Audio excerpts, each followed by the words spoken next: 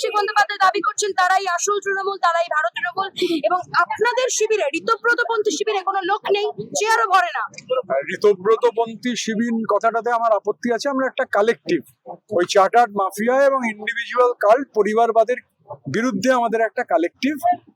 দেখুন, একটা digital media, তারা হচ্ছে প্রোগ্রাম যখন শুরু হয়নি, আজকে জুম্মাবার, তারা গতবারের মতো এবারও তাদের রোল প্লে করেছে।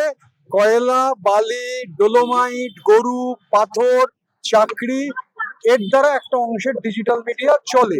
তো সেই ডিজিটাল মিডিয়া তাদের প্রাণপাত করেছে। আমার শুধু বলার, দেখুন, আমাদের 67 বছরের ছাত্রনেতা নেই। আমাদের রাজ্যের সভাপতি ছাত্র পরিষদের, তৃণমূল ছাত্র পরিষদের প্রেসিডেন্সিতে পড়তো। আমি 96-এ মাধ্যমিক দিয়েছি, 98-এ JHS কলোনিতে বড় হয়েছি।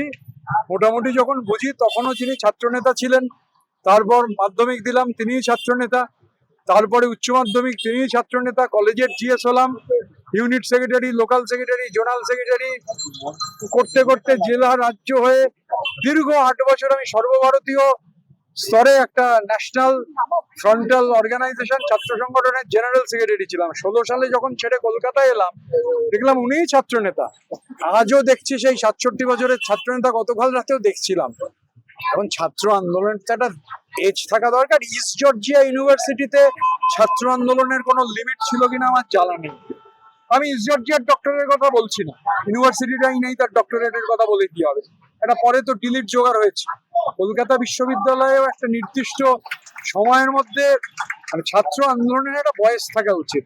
বা ধরুন ক্লাস 10 পাস করেছেন 1985 সালে, উচ্চ মাধ্যমিক আর পাশ করে উঠতে পারেননি, 3 বছর জেলে ছিলেন, জেলখাটা আসামি, এরাও ছাত্র নেতা।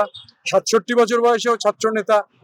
বা ইউজিসি মানে ইউনিভার্সিটি গ্রান্টস কমিশন বা all India council for technical education বলছে যে ইনস্টিটিউটের কোনো হচ্ছে অস্তিত্বই নেই, যাদের দেওয়া ডিগ্রি ভ্যালিড নয়, তাদের দেওয়া ডিগ্রি দেখছি জলজল করছে BBA MBA। আমি তো স্পিকার সাহেবকে একটা চিঠি লিখবো, অবিলম্বে পার্লামেন্টের হুজুতে যেন উচ্চ মাধ্যমিক পাস লেখা হয় চার্টার্ড মাফিয়ারটা।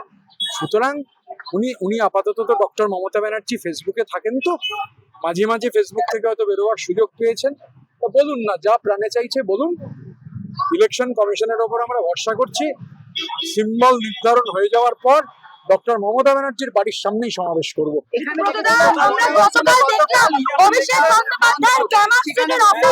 সেখানে দুর্নীতিগ্রস্ত বেআইনি বিলবোর্ড লাগিয়ে রাখা ছিল এবং সেখানে কলকাতার পুরসভার আধিকারিকরা যায়, পুলিশ যায়, কিন্তু পুলিশকে মারধর করা হলো, সেখানে একটা দুষ্কৃত দৌরাত্ম্য চললো। আসলে দেখুন, আমি বক্তৃতার সময় এমন একজন পুলিশের নাম বলেছি, WBPS অফিসার, যাকে দেখে IPS দের উঠে দাঁড়িয়ে স্যার বলতে হতো। যে মগের মুলুক কায়েম ছিল, ওই চার্টার্ড মাফিয়া মনে করেছে এখনো গোটা বাংলাটাই পিসির অভয়ারণ্য। পিসির অভয়ারণ্যটা যে শুধু 30B হরিশ চ্যাটার্জি স্ট্রিট নয়, এটা ভুলে গেছে, তাই পুলিশের গায়ে হাত দিচ্ছে।